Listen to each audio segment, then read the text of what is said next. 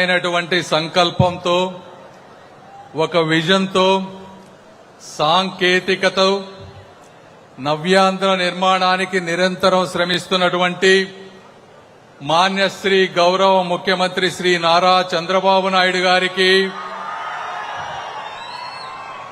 ప్రశ్నతో మొదలై పల్లె సమస్యలకు బదులై గిరిజన గ్రామాల వెలుగై నిలుస్తున్నటువంటి గౌరవనీయులు ఉప ముఖ్యమంత్రి శ్రీ పవన్ కళ్యాణ్ గారికి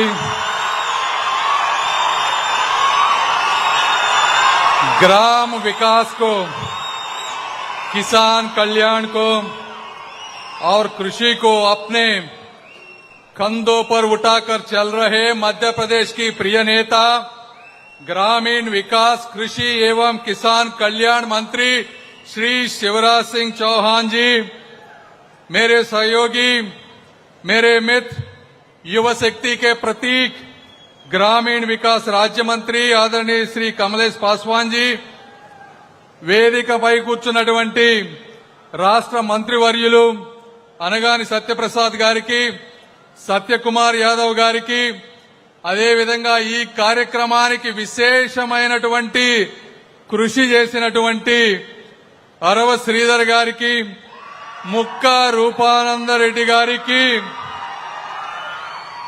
వీరితో పాటుగా తిరుపతి వేదికగా సప్తగిరుల అధిపతి శ్రీ వెంకటేశ్వర స్వామి సాక్షిగా గ్రామీణ భారత గమనాన్ని మార్చే మహాసంకల్పానికి, పల్లె ప్రగతికి కొత్త బాటలు వేసే చారిత్రక ఘట్టానికి భాగస్వాములుగా నిలిచేందుకు తరలి వచ్చిన తెలుగింటి ఆడపడుచులకు, అన్నదమ్ములకు, అన్నదాతలకు, శ్రామికులకు నా హృదయపూర్వక నమస్కారాలు.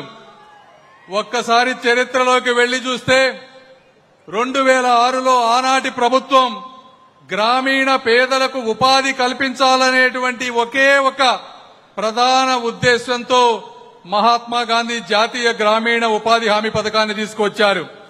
అనంతపురం మన రాయలసీమ, రాగాల సీమ, అనురాగాల సీమ అయినటువంటి అనంతపురం జిల్లాలో బండ్లపల్లి గ్రామంలో దేశంలోనే తొలి ఉపాధి హామీ జాబ్ కార్డు మన దళిత ఆడబిడ్డ చీమల పెదక్క గారికి ఆ రోజున అందజేయడం జరిగింది.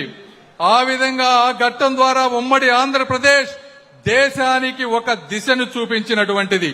రాయలసీమ వంటి కరువు ప్రాంతాల్లో వ్యవసాయ విరామ సమయంలో గ్రామీణ కుటుంబాలకు ఉపాధి కల్పిస్తూ ఉపాధి కోసం జరిగేటువంటి వలసలను కొంతవరకు అరికట్టడంలో ఆ జాతీయ ఉపాధి హామీ పథకం కొంత పాత్ర పోషించింది.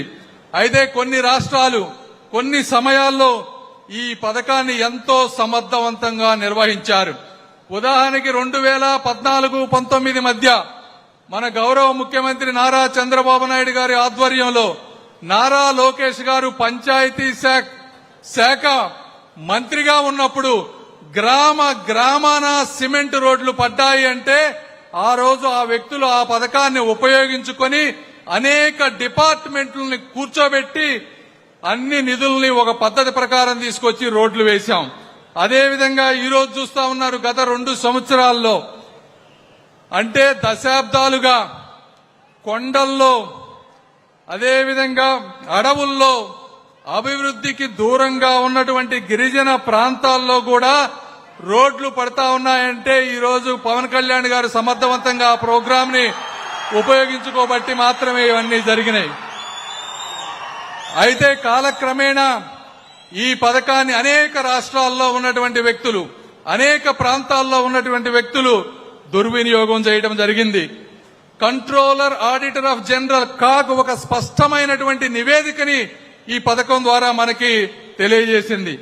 గ్రామ అవసరాలకు అనుగుణమైనటువంటి ప్రణాళికలు లేకుండా చేయటం, శాశ్వత ప్రయోజనం లేనటువంటి ఆస్తులను సృష్టించటం, ఒక చెరువుని ఒక గుంతని తవ్వటం, పూడ్చటం, మళ్లీ తవ్వటం, దొంగ జాబ్ కార్డులు, అక్రమ చెల్లింపులు చేయటం, అనుమతులు లేని పనులపై ఖర్చు పెట్టటం, సామాజిక ఆడిట్లు పర్యవేక్షణలో ఉదాసీనత చూపటం. అంటే ఉపాధి కల్పన లక్ష్యం గొప్పదే కానీ దాని అమలులో సంస్కరణల అవసరం స్పష్టంగా కనిపించినటువంటి పరిస్థితి. అయితే గుజరాత్కి 12 సంవత్సరాలుగా సీఎంగా పనిచేసినటువంటి మోదీ గారు క్షేత్రస్థాయిలోని పరిస్థితులను ఈ మన్రేగా లోపాలను స్పష్టంగా గుర్తించారు. 2014లో ప్రధానమంత్రి కాగానే దీనికి ప్రక్షాళన దిశగా అడుగులు వేసినటువంటిది వాస్తవం. సంక్షేమ పథకాల పంపిణీలో డిజిటల్ టెక్నాలజీని అనుసంధానం చేస్తూ కేంద్ర సర్కారు 3 ముఖ్యమైనటువంటి మార్పులు తీసుకొచ్చింది. ఒకటి, ఆధార్ అనుసంధానం ద్వారా నకిలీ కార్డుల ఏరివేత. దాదాపు 4,40,00,000 నకిలీ కార్డులు వేరివేయడం జరిగింది. డైరెక్ట్ బెనిఫిట్ ట్రాన్స్ఫర్ ద్వారా లబ్ధిదారులకు ఈ రోజు 98% శ్రామికులు ఎవరైతే ఉన్నారో వారందరికీ వారి బ్యాంక్ ఖాతాల్లో డబ్బులు వేయడం జరుగుతా ఉంది. శాటిలైట్ జియో ట్యాగింగ్ ద్వారా కేవలం కాగితాలలో పనులు చూపించే విధానానికి కొంతవరకు అడ్డుకట్ట వేయగలిగాం. ఈ విధంగా ప్రతి పనిని సాంకేతికతో పర్యవేక్షించే ఒక పారదర్శక వ్యవస్థ కొంతవరకు ఏర్పడింది. అయినప్పటికీ కేంద్ర ప్రభుత్వం ఈ పథకానికి ప్రతి సంవత్సరం 90,000 కోట్ల రూపాయలు ఈ రోజు ఖర్చు పెడతా ఉంది. అంటే మీరు 5 సంవత్సరాలు తీసుకుంటే దాదాపు 4,50,000 కోట్ల రూపాయలు గ్రామాల అభివృద్ధికి వెళ్తున్నా ఈ రోజు గ్రామాల్లో కావాల్సినటువంటి అన్ని సదుపాయాలు లేనటువంటి పరిస్థితి ఎవరు అవునన్నా కానన్నా వాస్తవం అని మీ అందరికీ నేను తెలియజేసుకుంటా ఉన్నాను. ఈ ఉద్దేశంతో పల్లెల్లోని పేద జీవితాల్లో నిజమైన మార్పు తీసుకురావాలనే ఒక చిత్తశుద్ధి, గ్రామ అభివృద్ధి పట్ల దూరదృష్టితో కేంద్ర ప్రభుత్వం తీసుకొచ్చినటువంటి ఒక చారిత్రాత్మక సంస్కరణే ఈ వీబీజీ రామ్జీ అని మీ అందరికీ నేను తెలియజేస్తా ఉన్నాను. పల్లెలను కేవలం ఉపాధి కల్పించే కార్యక్రమమే కాకుండా అభివృద్ధి కేంద్రాలుగా మార్చేటువంటి ఒక బృహత్తర ప్రణాళిక. ఈ వీబీజీ రామ్జీ చట్టం ద్వారా 4 బలమైన స్తంభాలపై నిలబడినటువంటి పరిస్థితి. మొదటిది ఉపాధి. ఇందాక మంత్రి గారు చెప్పినట్టు నిజంగా పని చేయాలనుకునే వాళ్ళకి 100 రోజులు కాదు 125 రోజులైనా కూడా పనిచ్చే పథకం ఈ ఉపాధి హామీ పథకం. అదేవిధంగా వ్యవసాయం ఇబ్బందుల్లో ఉన్నప్పుడు, శ్రామికులు దొరకనప్పుడు 60 రోజులు విరామం ఇచ్చేటువంటి పరిస్థితి. రెండవది ముఖ్యమైనది గ్రామీణ మౌలిక సదుపాయాలు. ఈ రోజు ఈ పథకం ద్వారా బస్ షెల్టర్ నుంచి పంచాయతీ భవనాల వరకు, క్లాస్ రూమ్స్ నుంచి కాంపౌండ్ వాల్స్ వరకు, సోలార్ స్ట్రీట్స్ లైట్ నుంచి మ్యారేజ్ కమ్యూనిటీ హాల్స్ వరకు, అంగన్వాడీల నుంచి ఆరోగ్య కేంద్రాల వరకు, రోడ్ల నుంచి డ్రైన్ల వరకు కూడా ఈ పథకం ద్వారా నిర్మించుకోగలం. మూడవది నీటి భద్రత. చెరువుల నుంచి చెక్ డ్యాముల వరకు, వర్షపు నీటి నిల్వల నుంచి వాటర్ షెడ్ల నిర్వహణ వరకు కూడా ఈ కార్యక్రమం ద్వారా చేపట్టగలం. నాలుగవది యువత, రైతులు, స్వయం సహాయక సంఘాలు, సెల్ఫ్ హెల్ప్ గ్రూప్స్ ఆదాయం పెంచేటువంటి మార్గం కూడా ఇందులో పొందుపరచడం జరిగింది. గోదాములు అంటే కోల్డ్ స్టోరేజీల నుంచి గోకులాల వరకు, కమ్యూనిటీ వేర్ హౌసెస్ వరకు, మిల్క్ కలెక్షన్ సెంటర్స్ నుంచి ఆయిల్ సీడ్ ప్రాసెసింగ్ వరకు, స్కిల్ డెవలప్మెంట్ సెంటర్స్ నుంచి వేస్ట్ టు వెల్త్ వచ్చే విధంగా రీసైక్లింగ్ ప్లాంట్ల వరకు, ఈ విధంగా ఇంతకు ముందు లేని అనేక రకమైనటువంటి పనులు 300కు పైగా ప్రతి గ్రామాన్ని అభివృద్ధి చేసే విధంగా ఇందులో తీసుకొచ్చాం. ఇప్పుడు ఇందులో లేని ఏ కార్యక్రమమైనా సరే ఈ కొత్త చట్టంలో ఈజీగా యాడ్ చేసుకునేటువంటి అవకాశం ఉంది. అయితే ఇందులో ఒకే ఒకటి ఇబ్బందికరమైనటువంటి పరిస్థితి కొన్ని ప్రభుత్వాలకి. అందులో ఏమిటంటే ఇంతకు ముందు 90 నుంచి 100% మొత్తం కేంద్ర ప్రభుత్వం భరించేది. ఈ రోజు 40% రాష్ట్ర ప్రభుత్వాన్ని ఇందులో పెట్టుబడిగా పెట్టమన్నాం.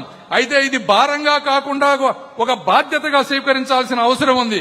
మనం బాధ్యతగా తీసుకుంటే దాని మీద ఒక ఓనర్షిప్ వస్తుంది, ఒక జవాబుదారీతనం వస్తుంది, ఒక పారదర్శక పెరుగుతుంది. కాబట్టి మన రాష్ట్రానికే తీసుకుంటే గత సంవత్సరం ఉపాధి హామీ ద్వారా కేంద్రం ఇచ్చినటువంటి నిధులు 7,500 కోట్లు. ఈ సంవత్సరం దానికి 40% మనం యాడ్ చేస్తే దాదాపు 11,000 కోట్ల రూపాయలుతో రేపు గ్రామాల్లో ఈ మంచి ఆర్థిక వ్యవస్థని బలోపేతం చేసేటువంటి అవకాశం ఈ కార్యక్రమం ద్వారా వస్తుంది అని మీ అందరికీ నేను తెలియజేస్తా ఉన్నాను. ఈ 2006లో ఉపాధి హామీకి శ్రీకారం చుట్టినటువంటి ఈ రాయలసీమ నేల ఇప్పుడు గ్రామాభివృద్ధికి తదుపరి అధ్యాయానికి కూడా శ్రీకారం చుడుతుంది అంటే దానికి ఎంతో గర్వంగా నేను భావిస్తా ఉన్నాను.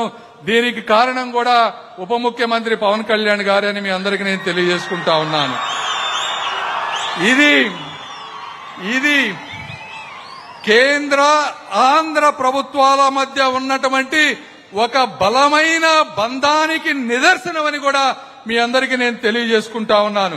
గత 2 సంవత్సరాల్లో మన్రేగా కింద దాదాపు సంవత్సరానికి 7,500 కోట్లు, స్వయం సహాయక సంఘాల బలోపేతానికి 630 కోట్లు, గ్రామీణ రోడ్లకి 640 కోట్లు, వాటర్ షెడ్ పథకం అభివృద్ధికి 200 కోట్లు, యువత నైపుణ్యానికి స్కిల్ డెవలప్మెంట్ కి 140 కోట్లు, అదేవిధంగా ఇందాక నేను చెప్పినట్లుగా గిరిజన ప్రాంతాల అభివృద్ధికి పీఎం జన్మన్ ద్వారా 900 కోట్లు.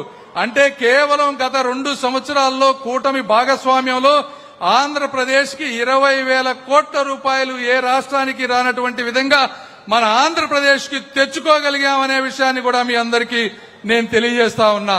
ఇది రాజకీయ సభ కాదు కానీ అయినా ఒక చిన్న విషయం చెప్పాలి.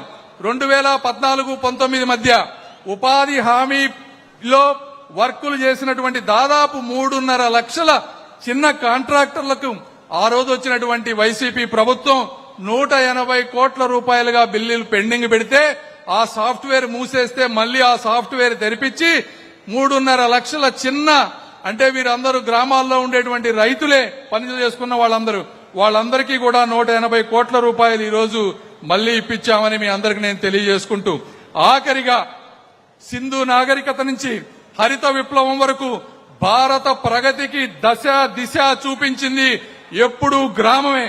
మన మూలాలు, మన మమకారం, మన మనుగడ, మన సంస్కృతికి చిహ్నాలు మన గ్రామాలు. గ్రామీణ జీవనం అంటే ప్రకృతికి అతి దగ్గరగా ఉండేటువంటి జీవన విధానం. గ్రామాలతో బంధం, అనుబంధం ఉన్న వారికి, గ్రామాలలో పుట్టి పెరిగిన వారికి మాత్రమే భారత గ్రామాల అసలైన శక్తి ఏమిటో తెలుస్తుంది. అదేవిధంగా గ్రామాలను ఎలా అభివృద్ధి చేయాలో కూడా తెలుస్తుంది. అనేక మంది ప్రపంచాన్ని చుట్టి వచ్చినా కూడా చివరికి తమ పల్లె నేలలోనే శాశ్వత విశ్రాంతి పొందాలనుకుంటారు. అలాంటి గుండెలను, గిరిజన గూడాలను చేరబోయేటువంటి నిజమైన అభివృద్ధి ఈ వీబీజీ రామ్జీ.